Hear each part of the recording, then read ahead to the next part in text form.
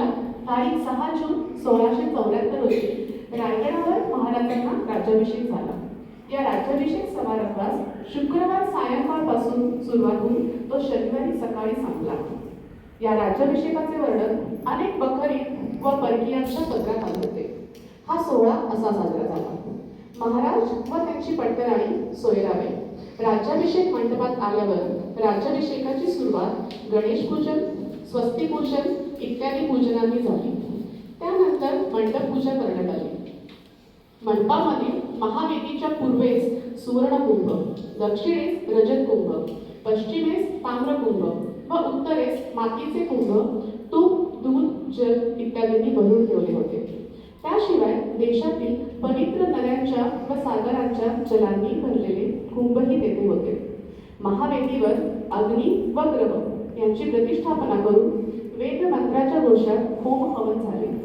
यानंतर महाराजांनी समंत्र स्नान व त्यानंतर पंचामृत स्नान केले. शुक्ल वस्त्र परिधान केल्यानंतर वेदीवरील आसंदीवर विधीपूर्वक आरोहण केले. नंतर अग्निपूजा केल्यावर महाराज अभिषेक शाळेत गेले. अभिषेक व सिंहासनारोहण असे राज्याभिषेकाचे 2 प्रमुख विधी होते. आता अभिषेक शाळेत अभिषेकाला सुरुवात होणार होती. अभिषेक शाळेत सोन्याचे आसन तयार केले होते. त्या आसनावर महाराज, सोयराबाई व युवराज संभाजीराजे यांनी आरोहण केले. त्यावेळी अष्टदिशांना महाराजांचे अष्टप्रधान उभे राहिले होते. पूर्वेला पंतप्रधान मोरोपंत तुपाने भरलेला सोन्याचा कलश घेऊन उभे होते. आग्नेयेस अण्णाजी पंत सचित्र छत्र घेऊन उभे होते. दक्षिणेस हंबीरराव मोहिते सेनापती दुधाने भरलेला रौप्य कलश घेऊन उभे होते. पश्चिमेस रामचंद्र पंत अमात्य दह्याने भरलेला ताम्र कलश घेऊन व वायव्येस दत्ताजी पंत मंत्री मोडसे घेऊन उभे होते. याशिवाय अनेक अधिकारांच्या हाती पवित्र नद्यांच्या जलाने भरलेले कलश होते. या सर्वांनी वेद मंत्राच्या घोषात महाराज, पट्टराणी व युवराज यांच्यावर अभिषेक केला. यावेळी वाद्यांचा गजर झाला. 16 ब्राह्मण सुवासिनींनी महाराजांना सोन्याच्या मंचारता केल्या. यानंतर महाराजांनी पुन्हा स्नान करून काशाच्या परातीतील तुपात आपले मुख बांधले. हिरे व सोने यांचे अलंकार घालून वस्त्र परिधान करून डोईस मंदिर बांधला. त्यानंतर त्यांनी तलवार, ढाल, धनुष्यबाण व रथ यांची पूजा केली. सत्पुरुष मातृश्री जिजाबाई व इतर वडीलधारी मंडळी, दादा भट्ट, इतर पंडित यांना नमस्कार करून यांच्यासह महाराज राज्यसभेत सिंहासनारूढ व्हावयास निघाले. राज्यसभेचे दालन अत्यंत सुशोभित करण्यात आले होते. राजरोहणासाठी अत्यंत मौल्यवान असे सिंहासन महाराजांनी तयार केले होते. त्यांच्या 8 दिशांना 8 रत्नजडित स्तंभ होते.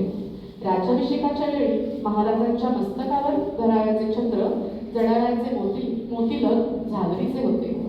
सभासद म्हणतो की महाराजांनी 32 मण सोन्याचे हे सिंहासन तयार करून कोशातील मौल्यवान रत्ने यामध्ये जडवली होती. सर जदुनाथ सरकार म्हणतात 32 मण म्हणजे 14 लक्ष रुपयाचे सोने झाले. रत्नांची किंमत निराळी. त्याशिवाय हे सिंहासन तयार करीत असता दिल्लीचे मयूर सिंहासन शिवाजींच्या दृष्टीपुढे असावे. राजरोहणाच्या प्रसंगी हजर असलेला ऑक्सिनगन हा इंग्रज वकील राज्यसभेचे वर्णन करताना म्हणतो, सिंहासनाच्या दोन्ही बाजूंना सुवर्णांकित भालाच्या डोक्यावर अनेक अधिकारदर्शक व राजसत्तेची चिन्हे असल्याचे आम्ही पाहिले. उजव्या हाताला 2 मोठ्या दातांच्या मत्स्यांची सुवर्णाची शिरे होती. डाव्या हाताला अनेक अश्वपुच्छे व एका मौल्यवान भालाच्या टोकावर समपातळीत लोंबणारी सोन्याची तराजूची पारडी न्यायचिन्ह म्हणून तळपत होती. याशिवाय सभागृहाच्या भिंती शुभलक्षणी चिन्हांनी व चित्रांनी सुशोभित करण्यात आल्या होत्या. मोत्यांच्या झालरींनी छत शृंगारला होता. सभागृहाच्या प्रवेशद्वारी 2 शुभलक्षणी हत्ती सुवर्ण अलंकारासह उभे होते. ब्राह्मण पंडित, अष्टप्रधान, चिटणीस यांच्यासह महाराजांनी सभागृहात शुभवेळी प्रवेश केला. सिंहासनाजवळ येताच त्यास वंदन करून त्यास पायाचा स्पर्श न करता वेद मंत्राचा घोष चालू असतानाच महाराजांनी सिंहासनावर आरोहण केले. युवराज संभाजीराजे, दादाभट व पंतप्रधान सिंहासनाच्या खालच्या पायरीवर आसनस्थ झाले. इतर प्रधान, राज्यातील अधिकारी, निमंत्रित मंडळी, ब्राह्मण पंडित वगैरे यांना नेमून दिलेल्या जागी उभे होते. मातृश्री जिजाबाईंच्या समोर हा सोहळा होत होता. महाराजांनी सिंहासनारोहण करताच वाद्यांचा गजर झाला, दुलुपी झडल्या, रायगडावर तोफांचा गडगडाट झाला. त्याबरोबर स्वराज्यातील सर्व किल्ल्यांवरून तोफा कडाडू लागल्या. त्यांनी दश दिशांना गरजून सांगितले की मराठ्यांचा राजा सिंहासनावर बसला. सिंहासनारोहणानंतर 16 सुवासिनी व 16 कुमारिका यांनी महाराजांना सोन्याच्या तबकातून पंचारती केली. त्यानंतर दादाभट्टांनी मोत्याचा तुरा वर लावलेला भरजरीचा राजमुकुट हातात घेऊन तो स्वहस्ताने महाराजांच्या मस्तकावर ठेवला व मोत्यांनी झालर लावलेले रत्नजडित राजछत्र महाराजांच्या मस्तकावर धारण करून उच्च स्वरात शिवाजी महाराज हे छत्र सिंहासनाधीश्वर व संस्कारयुक्त राजे झाल्याचे घोषित केले. यानंतर गागाभट व इतर ब्राह्मणांनी महाराजांना शुभाशीर्वाद दिला. पंतप्रधान मोरोपंत यांनी महाराजांना मुजरा करून 8000 होनांचा अभिषेक केला. त्यानंतर प्रत्येक प्रधानाने महाराजांना असाच होनांचा अभिषेक केला. त्यानंतर इतर अधिकाऱ्यांचे मुजरे झाले. इंग्लिश, डच, पोर्तुगीज इत्यादी परकीयांच्या वकिलांनी महाराजांना प्रणाम करून नजराणे दिले. लवकरच महाराजांची स्वारी अश्वारूढ होऊन वैभववाडी गडावरील देवदेवतांचे दर्शन घ्यायला निघाली. काही अंतर गेल्यावर महाराज सुवर्णालंकारांनी सजवलेल्या गजराजावर आरूढ झाले. या गजावर माहूत होते खुद्द सेनापती हंबीरराव. अंबारीत महाराजांच्या मागे खुद्द पंतप्रधानांनी मोर्चे धरले होते. मंगलवाद्याच्या गजरात मिरवणुकीने महाराजांनी गडावरील देवतांचे दर्शन घेतले. मार्गावर अनेक ठिकाणी त्यांच्यावर फुलांची वृष्टी करण्यात आली. पंचारत्या झाल्या. देवदर्शनानंतर राजसभेत परत येऊन कुलदैवत मातुश्री यांना वंदन केले. त्यानंतर राज्याभिषेकाचा सोहळा संपला. महाराजांनी या सोहळ्यासाठी अपार दानधर्म केला. विद्वान पंडित, ब्राह्मण, संत महंत, तडी तापसी इत्यादींना मुक्त हस्ते दान केले. 24,000 होन केवळ दक्षिणेवर खर्च झाले. गागाभट्टांना 7,000 होन दक्षिणा देण्यात आली. 7 जून 1674 रोजी सुरू झालेला दानधर्म पुढे 12 दिवस चालू होता. रायगडावरून कोणीही रिक्त हस्ते परत गेला नाही. या समारंभास सभासदांच्या म्हणण्याप्रमाणे 1,42,00,000 होन खर्च आला. तर जदुनाथ सरकारांच्या मध्ये एकंदर सुमारे 10,00,000 होन आला असावा. राज्याभिषेकाचे हिंदुस्थानाच्या इतिहासातील स्थान. कृष्ण दुसिया सारख्या मूळ पंडितांनी या जगात क्षत्रियच नाही मग हिंदूंच्या मध्ये राजा कसा निर्माण होऊ शकेल असा अपसमज व न्यूनगंड हिंदू समाजात पसरलेला होता. या न्यूनगंडाविरुद्ध महाराजांना झगडावे लागले. खुद्द क्षत्रिय असतानाही हे सिद्ध करण्यासाठी खटाटोप करावा लागला. त्यात ते यशस्वी झाले. राज्याभिषेकाने हे आता जाहीर करण्यात आले की क्षत्रिय नाहीसे झालेले नाहीत. ते जिवंत आहेत व ते राज्य संस्था निर्माण करू शकतात.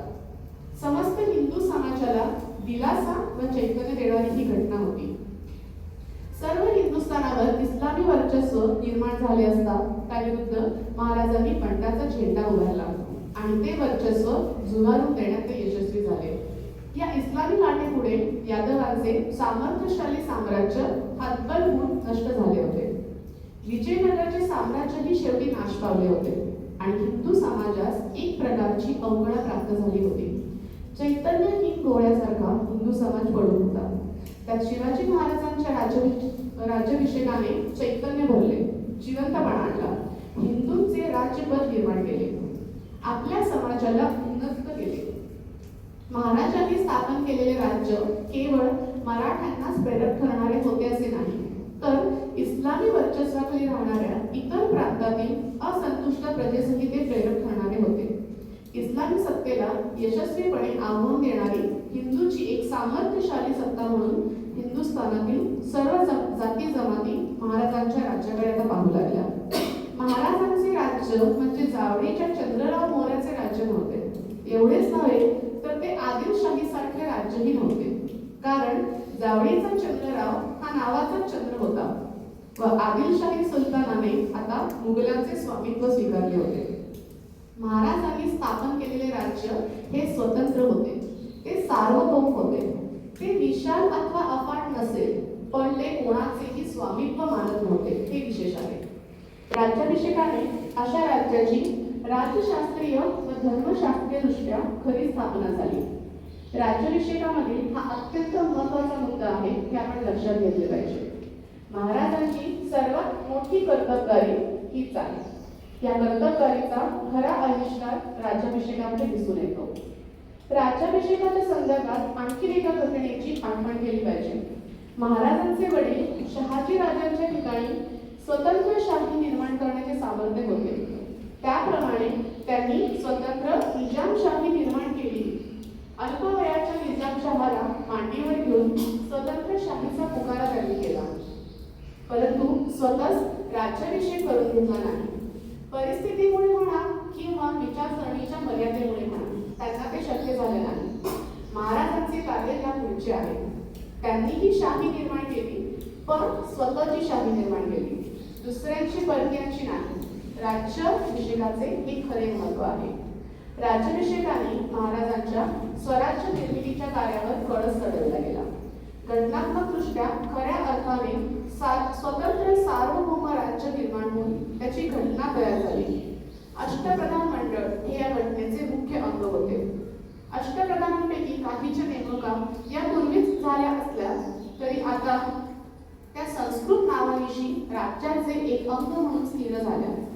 महाराजांनी पेशव्यास पंतप्रधान, मुजुमदारास अमात्य अशी संस्कृत नावे देऊन फारसी भाषेचे अतिक्रमण नष्ट करण्याचा प्रयत्न केला. खुद्द स्वतःसाठी सुद्धा विक्रमादित्य अशा प्रकारचे बिरुद न घेता छत्रपती असे घेतले. याचा अर्थ छत्र धारण करणारा राजा.